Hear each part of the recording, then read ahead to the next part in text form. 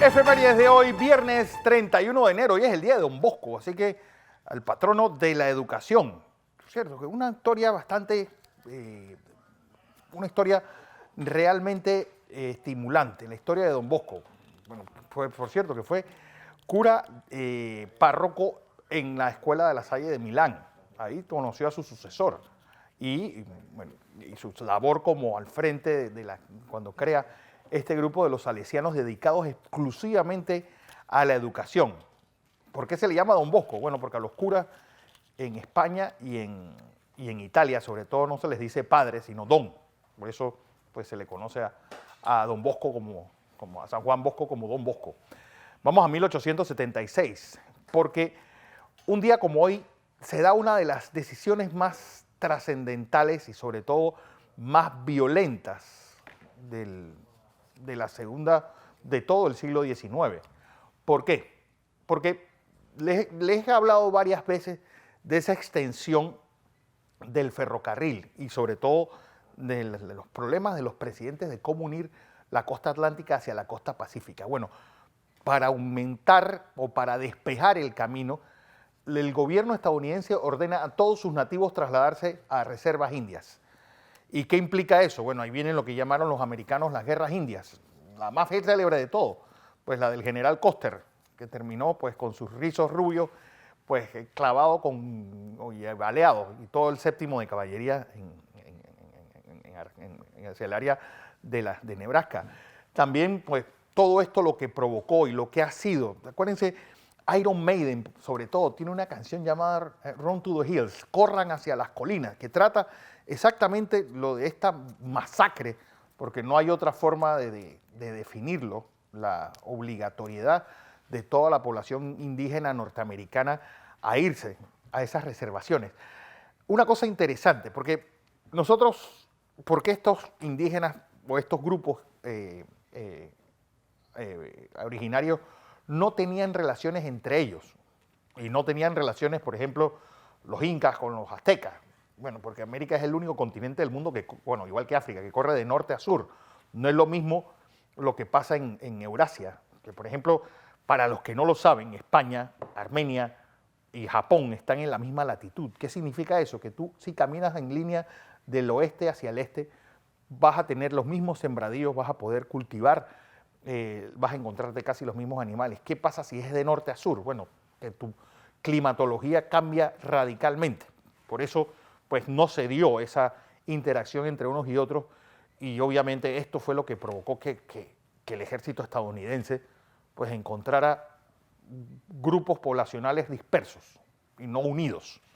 Vamos a 1915, porque en la Primera Guerra Mundial los alemanes y rusos se enfrentan en una batalla llamada Bolibov. ¿Y qué es lo importante de esta batalla, además de lo cruenta que fue? Es que por primera vez el ejército del Kaiser pues utiliza una gran cantidad de gases lacrimógenos, bromuro de silicio principalmente, pero estos se congelan en el ataque convencional. ¿Qué pasó? Pues 40.000 soldados rusos murieron. No, esto no es la Primera Guerra Mundial, esto es Vietnam, pero para que vean lo que fue. Sí, la Primera Guerra Mundial fue lo que siempre se ha dicho, y mucha gente ha repetido, pues leones comandados por burros. ¿Y qué es lo que pasa? Bueno, en las academias militares estaban enseñando técnicas de guerra del siglo XIX y desgraciadamente se usaron armas del siglo XX. La ametralladora, el cañón, el lanzallamas y sobre todo las armas químicas, que afortunadamente el mundo entendió lo terrible que fueron, sobre todo el cloro y el gas mostaza, y a pesar de lo cruenta y de lo despiadada que fue la Segunda Guerra Mundial en el campo de batalla fuera de China, fuera de China y fuera de que los italianos lo usaron en Etiopía, pero fuera de esos dos sitios no se usaron armas químicas por ninguno de los dos bandos. Vamos a 1938, porque un día como hoy en Burgos, tal vez una de las poblaciones más conservadoras de España, Franco se constituye oficialmente su primer gobierno, el que está al lado de su primo hermano, Bueno, ese es su hermano, Juan. Pero él tenía un primo que se llamaba Francisco Franco también, Francón le llamaban a eso. Bueno, él crea esta junta técnica y la sustituye, pues, un gabinete ya del todo. Lo interesante de Franco, que la gente tiende un poco a disminuirlo mucho. Fue un hombre que nadie puede gobernar un país por 38 años si no es alguien muy hábil. Y este hombre era un hombre muy hábil. Salió de toda la antigua casta militar, la jubiló, en menos de 5 años estaban todos jubilados y retirados y mandados lo más lejos posible. Él incluso resiste la tentación de los alemanes, de que no solamente fuera parte de los ejércitos del eje durante la Segunda Guerra Mundial, sino que al final Agustín Muñoz Grandes, quien fue el jefe de la División Azul, la intención de los nazis era sustituir a Franco por esa persona. ¿Y qué hizo Franco? Bueno, lo trajo desde Rusia, donde era general de la Wehrmacht, y lo nombró capitán general de Madrid. ¿Recuerdan esa frase de que a un enemigo hay que tenerlo cerca? Incluso fue su vicepresidente. Vamos a 1943, porque en la Segunda Guerra Mundial, un día como hoy, es una especie de celebración mundial, una especie de que los nazis no son tan fieros como pensábamos. Hoy, la parte norte de esta ciudad, de Stalingrado, Volgogrado es su nombre actual, pues al fin los alemanes, los soviéticos logran vencer al ejército nazi. Y las estadísticas, bueno, de la batalla más sangrienta de la historia, 300.000 soldados nazis quedaron dentro de esta ciudad en noviembre de 1943. Un día como hoy se rinden 90.000, que eran los únicos que estaban vivos. Y de esos 90.000, solamente 5.000 volverían a Alemania, 10 años después. Además que no solamente la genialidad de Georgi Zhukov, sino el general Chuikov, que fue con su 62º ejército, o quien estuvo pues peleando de cerca con los alemanes. Los alemanes, la guerra urbana es un problema y un dolor de cabeza para todo militar. Es decir, si hay algo que tú evitas es exactamente la guerra humana. Bueno, este hombre entendió, los alemanes odian pelear de cerca. Esta va a ser una pelea vamos a pelear piso por piso y a una distancia, bueno, las famosas palas de Stalingrado, que se usaron como si fueran unas bayonetas. Otra cosa interesante, los alemanes odiaban esa guerra y le llamaron la Ratkrieg, la guerra de ratas, por eso de estar peleando en cloacas y en pedazos de piso.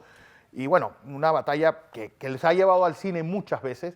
Hay una película que se llama El médico de Stalingrado, alemana, de 1958. Los alemanes hicieron otra, también llamada Stalingrado, una maravilla de los años 90, sueco-alemana, también llamada Stalingrado. Y los rusos hace poco hicieron una también llamada Stalingrado, pues de hace poco. Y también, bueno, anotar esa de Jean-Jacques Sonneau, de 2001, El enemigo al acecho.